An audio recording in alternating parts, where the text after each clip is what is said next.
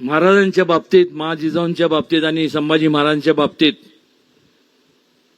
एक कायदा करण्यात यावा, तो सुद्धा कॉग्निझेबल, नॉन बेलेबल आणि किमान 10 वर्ष त्याला बेल मिळाली नाही पाहिजे.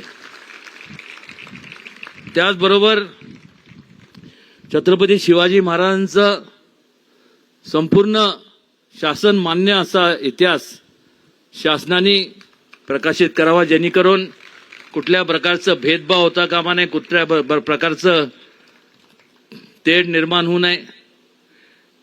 आणि सिनेमॅटिक लिबर्टीच्या बाबतीत एक सेन्सर बोर्डची स्थापना करण्यात यावी, जेणेकरून एखादा स्वतःच्या कल्पनेतून एखादी कादंबरी लिहितो, पण त्याला कुठलाही ऐतिहासिक त्याचे पुरावे नसतात.